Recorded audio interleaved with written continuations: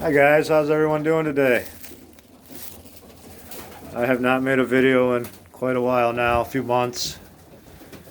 Got busy there with the white dove release and life, everything else, as we all do. I do appreciate everyone who watches and people who've contacted me in the last few months, making sure I'm still alive. Yeah, I'm still alive. But today is November 4th, I believe. I got one last dove release tomorrow for the season, and we're all done.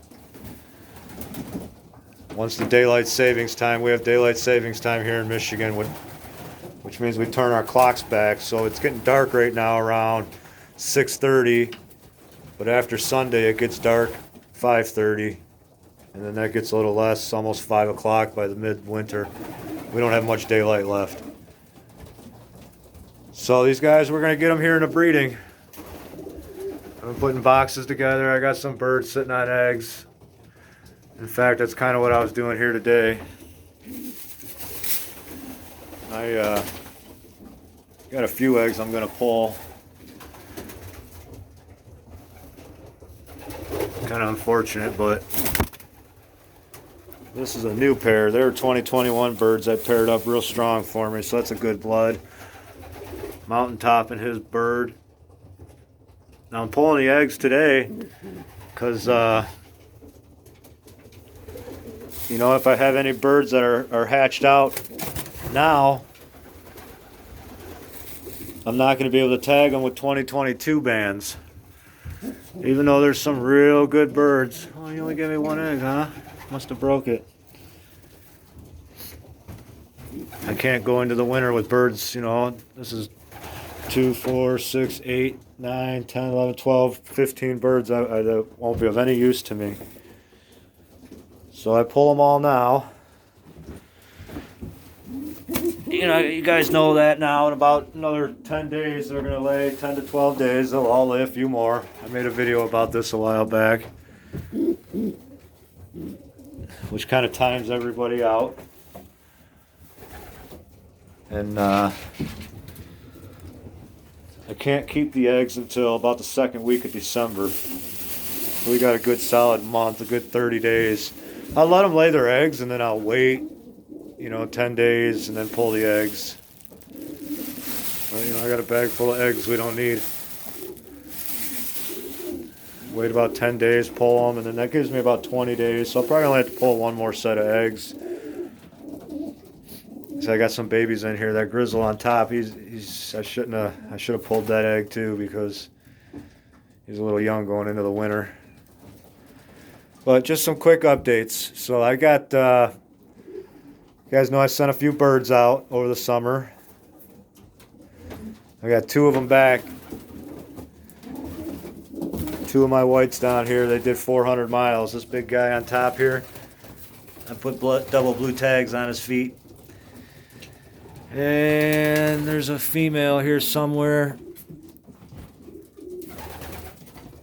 She might be outside. But I got 2 400-mile whites back. And ironically enough, they did pair up, so they're going to be laying an egg in here pretty soon. And I have both of their parents still here too, so I got, you know, a good chance of making some good babies for next year. You got me wondering where she is now. There she is up there on the top. Double blue tags. 400 miles. It was a good test. Thank you, Adrian. I got a red one back too. He's in another part of the loft. I had a guy call me and ask me about the Dewlop Homer mix. How is he doing? He's doing good. That's the Dewlop Homer. Got a white girl. And I just took their eggs out because I want to raise some. Let's see what they do. He made a nice nest. Look at that nest. He didn't want a bowl. He took a box with no bowl.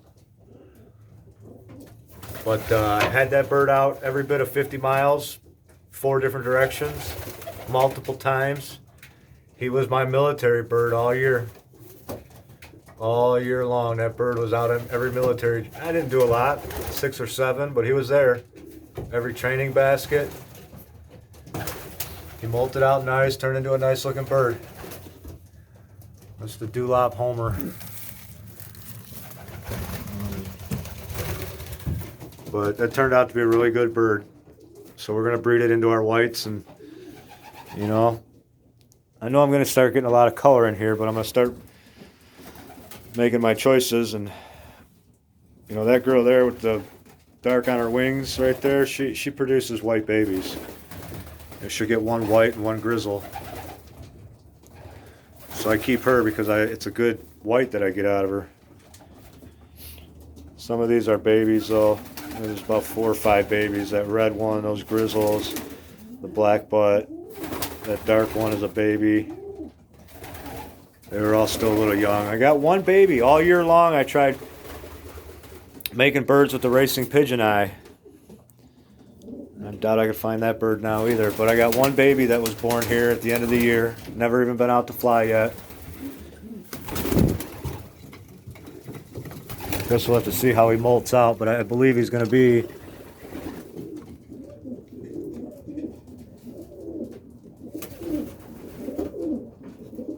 it's going to be all colored eye on that bird. Where is that bird now?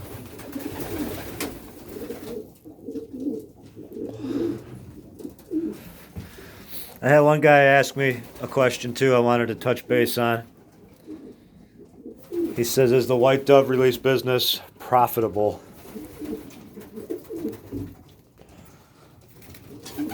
Well, it depends on how much you put into it, so it makes you profitable.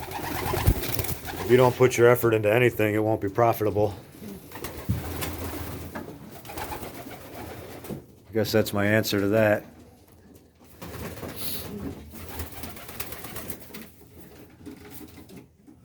I'm going to put you guys on pause here. I got to find this bird. I'll show you. Alright, I found him. He's a young bird. He's never been out yet.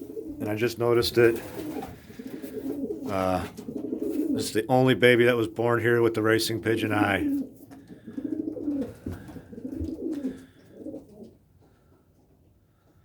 He's got a golden red eye on both sides.